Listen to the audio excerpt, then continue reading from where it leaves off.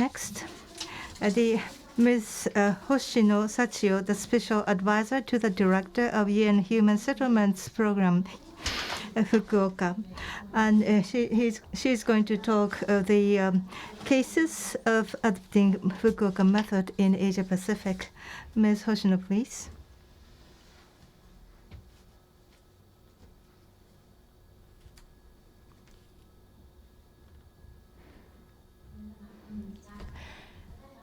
Good afternoon, ladies and gentlemen. My name is Hoshino from the UN Habitat to the 13th Asia Pacific City Summit Special Edition.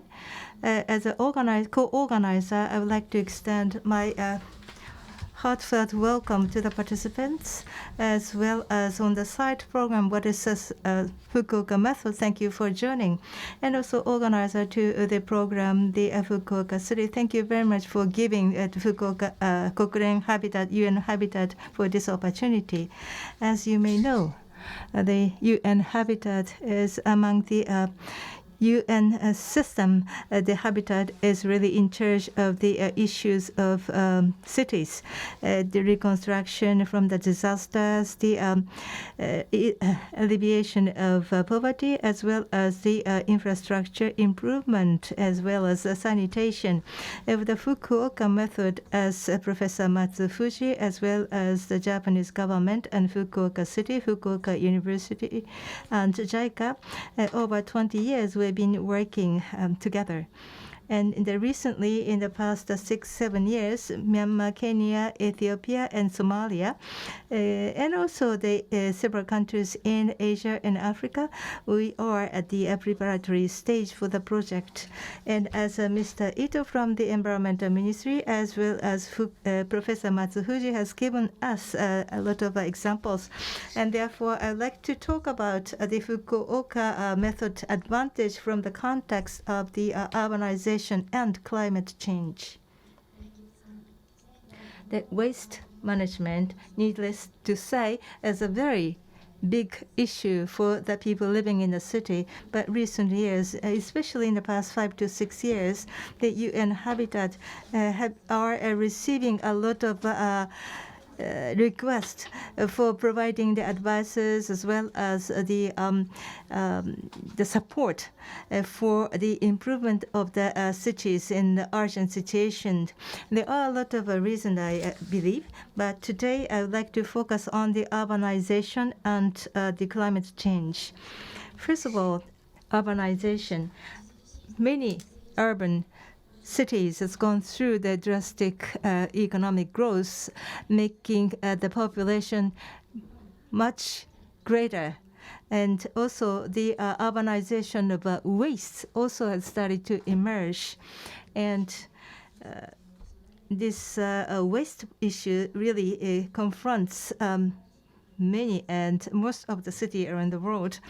And the growth of the city is really ideal. However, infrastructure as well as social improvement do not catch up with the growth of the city. And that negative impact is really on the vulnerable people. And that's really the cause that is very difficult to tackle. And also climate changes in Asia Pacific region, the long duration of the rainy season, as well as the torrential rains, and also including Japan, we see the tremendous changes in the rainfall patterns. And due to these climate changes, the dump site, this dump site has become the causes for fires, and the torrential rains falling onto the top of this dump site. It really causes the collapse of the dump site. This actually happening in Myanmar, Sri Lanka, and Ethiopia, as Mr. Ito mentioned, that also in Mozambique, to name a few.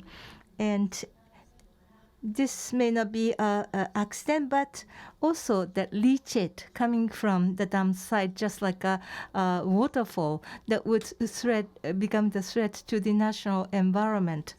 And I think cities in Asia Pacific may face these issues. And also sources of the floods. is the clogged wastes coming from the dump site. And so that is really seen in recent years. And I'd like to talk briefly about SDGs. As you know, these before SDGs, we had MDGs, Millennium Development Goals. And in MDGs, there were no clear mention on solid waste or direct mentioning of the solid waste. However, in the SDGs, as shown in this slide, there are a lot of mentioning or relations with the SDGs. And because of SDG, what we need to do become clear, but at the same time, we started to feel that how much impact that waste give onto us as well as on the earth. The magnitude of the issue has been clarified. And so far it has been the hidden urban issues, but this waste issue come to the surface, and that heighten the people's awareness towards the environmental issues, but it is really a difficult issue to tackle. Yesterday, in the keynote speech, the UN Habitat's Raftats mentioned that SDGs achievement progress is not really good. So as we continue as it is, we will not be able to achieve the targets. And currently, the situation has worsened because of COVID-19. As Professor Matsufuji explained regarding the benefits and advantage of Fukuoka Method, so I'm going to skip that. But through UN Habitat, we have been implemented Fukuoka Method for the improvement of the landfill. And it is really applicable to the developing countries, and then they are very happy to introduce that. One of the reasons is that you can start from any stage of the dump site. In many cities, to build a brand new dump site or landfill is very difficult. And in the periphery of the landfill in the past, as the city is expanded, it is now inside the city. Or once the landfill was built in the area where nobody was living, but then residential areas now spread to the area close to that landfill.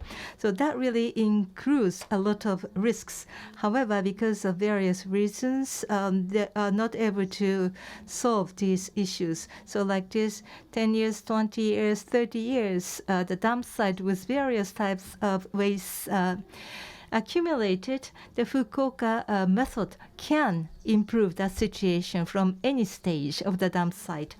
And as I mentioned, in Yangon, the fire continued for several weeks, but we'll be able to do that. And even in the rainy season, we'll be able to improve the situation. And then for Ethiopia, the villages are very close to the dump site with the height of about 50 meters. So we have to prevent this dump site through the emergency measures to prevents the collapse of this dump site. And then the human resource development is also given, and the understanding of the citizens deepened, and the new job was created. And then greenification promoted, and water quality improved. And then risks in the SDG has been able to be improved, even a part of it. The urbanization and then climate change would proceed for sure. And then if we continue the business as usual, the situation will be aggravated. However, the city's commitment, as well as the cooperation from the experts, as well as governments, will be able to achieve the goals. With this, I would like to conclude my presentation. I hope that I'll be able to see you again in the future. Thank you.